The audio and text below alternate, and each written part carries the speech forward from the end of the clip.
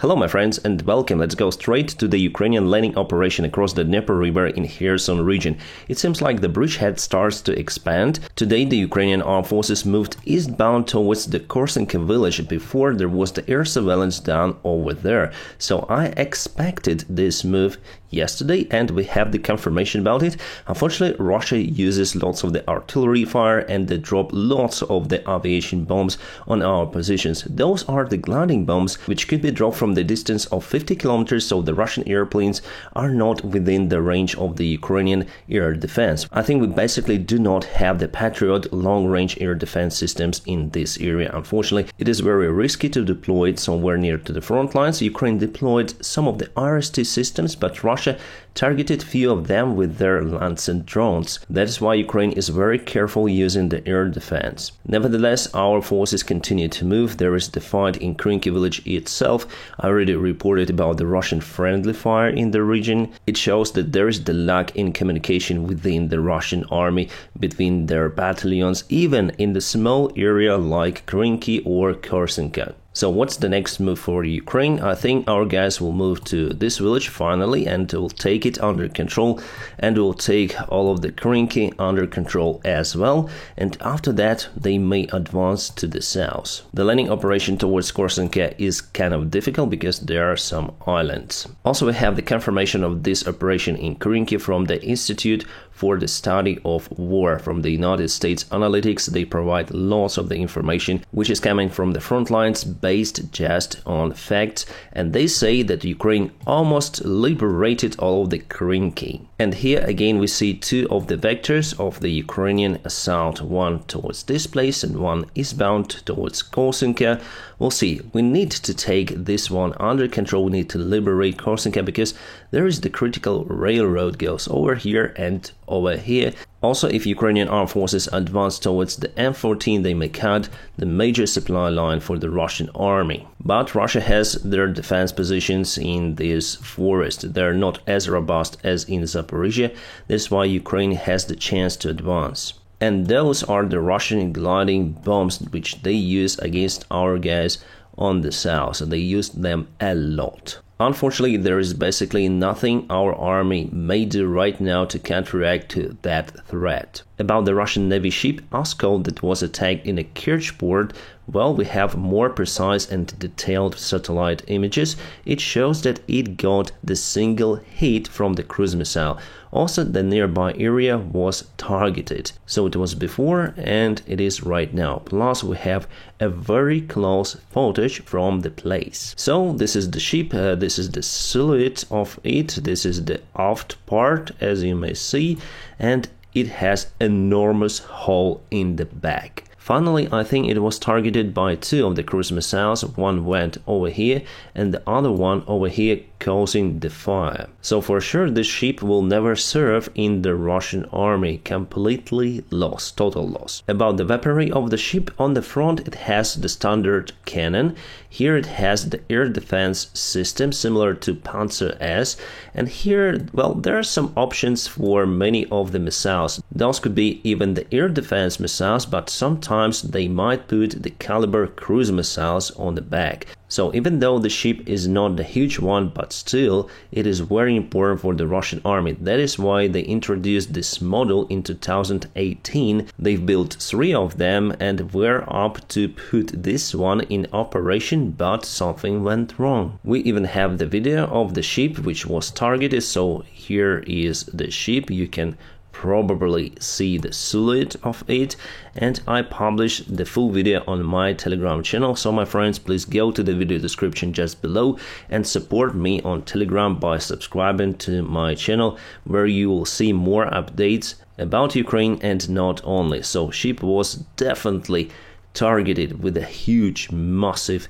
cruise missile, and after there was the huge fire which lasted for several hours. It is already the 3rd Navy vehicle which Russia loses in their ports. Before in Sebastopol, the big landing ship and the submarine were attacked, basically with the same cruise missiles, Storm Shadow. So potentially those missiles could reach the Kerch connection, the Kerch bridge. It is basically nearby to this port, but the warhead of the cruise missile is not that large to cause significant damage to the Kerch bridge. With ATACMS missiles it might work, but we need the standard ATACMS shell, not the cluster one. Okay, according to the latest information, Ukraine was able to transfer some of the armored vehicles across the Dnieper towards the Krinky village. That's awesome.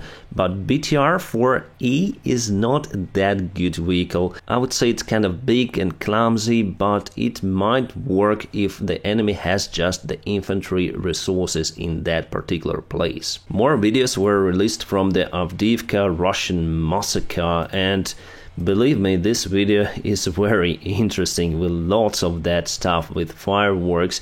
I'll post it on my Telegram, my friends. According to the rules, I cannot post it on my YouTube channel. Plus, it is not the latest update. The events happening on the video are 2 weeks old. But this happened just recently, the Russian advancement towards Marinka, and again the same scenario for all of the Russian forces which are trying to advance to the robust Ukrainian positions. Yes, sometimes they might take the certain ground, but in general, for what cost? As for the Russian losses, if we see the graph for this year, they have the most losses in October, and probably November will be the same for them, because they're still sending their units on suicide missions, for example in Avdiivka.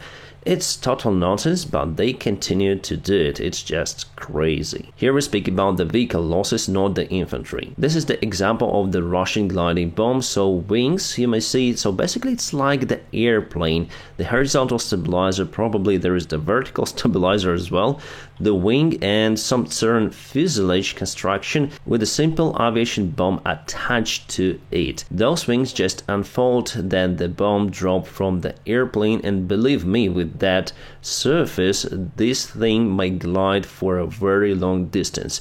Officials say that it's 50 kilometers, but I think that it potentially may glide for the longer distance. The particular unit on the picture didn't explode, and this is the biggest threat for our landing forces on the south right now. The aviation bombs are way more powerful than the artillery shells, so that's why they bring lots of the devastation to the area. Okay, we have the information that Russia tries to advance to Kupiansk direction from Pokrovsk, and the result is the same for them. They use this convoy tactics as usual and were stopped by the Ukrainian defense. That's it. We have those images appeared in internet again and again from many of the sides of the front lines. Once again, the other convoy in this same particular area, everything is ambushed, as you see, and why they're doing it, it's insanity. We have some sad news about Zaluzhny's assistant.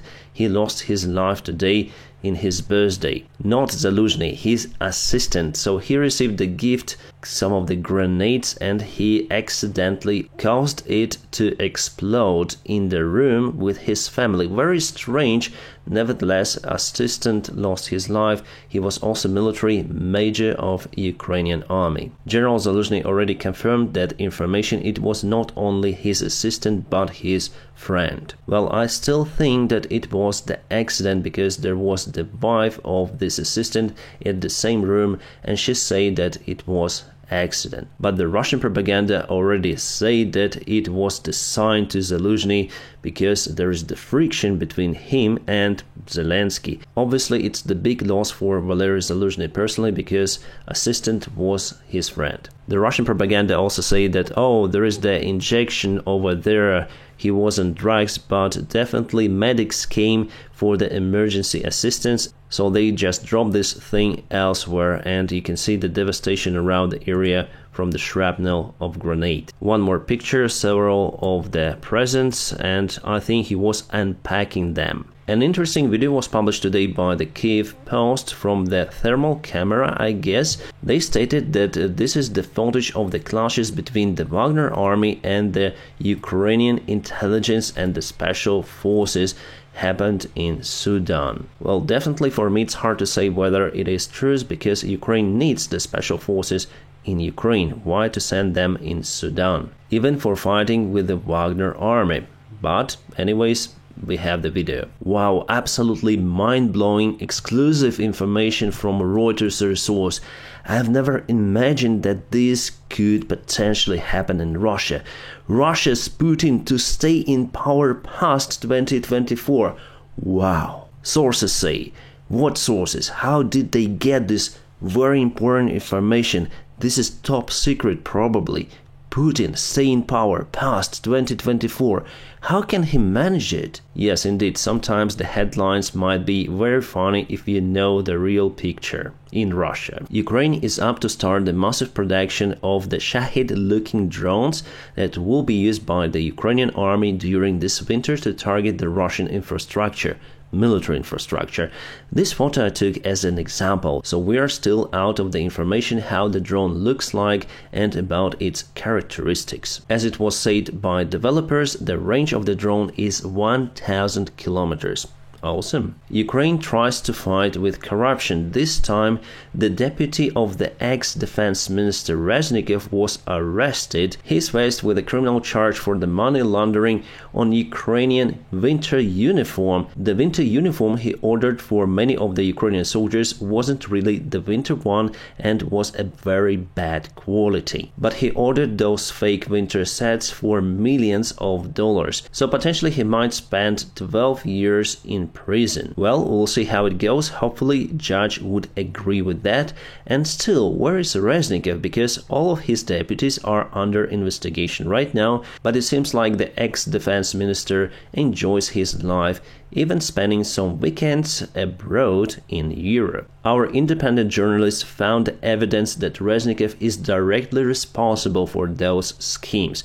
But still, there is no investigation against him. The United States Secretary Anthony Blinken, after his visit to Israel and the West Bank, went to Turkey, where he met with his colleague. There are some temporary tensions between Turkey and, let's say, West, including United States, after Erdogan's speech to the public, who blamed the collective West countries for the massacres in Gaza. He compares himself with Ataturk. You may clearly see it on the background. So here is Erdogan and here is Ataturk. But in general, they're uncomparable. Ataturk put Turkey on the rails of development, on civilized track, let's say, and Erdogan is unable to handle the economic problems in his own country. That is why he tries to find the enemies in West and also in Israel to blame them for what is happening in his own country. Unfortunately, it also intensifies the extremism in Turkey. Just yesterday, the NATO base was attacked by the rebels or rioters. It was the American base, so Turkey forces had to use the tools to get the crowd out from the base. Those clashes are happening because of the anti-West propaganda, which now is on the table of President of Turkey.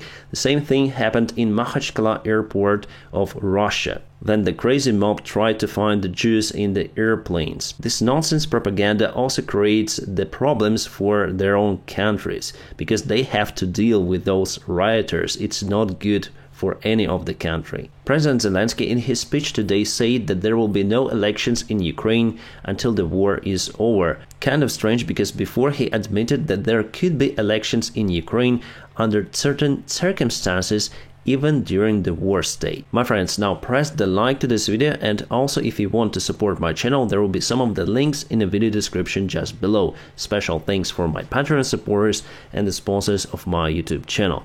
Guys, you are awesome. My friends, I wish you all a peaceful sky wherever you are, and have a great time.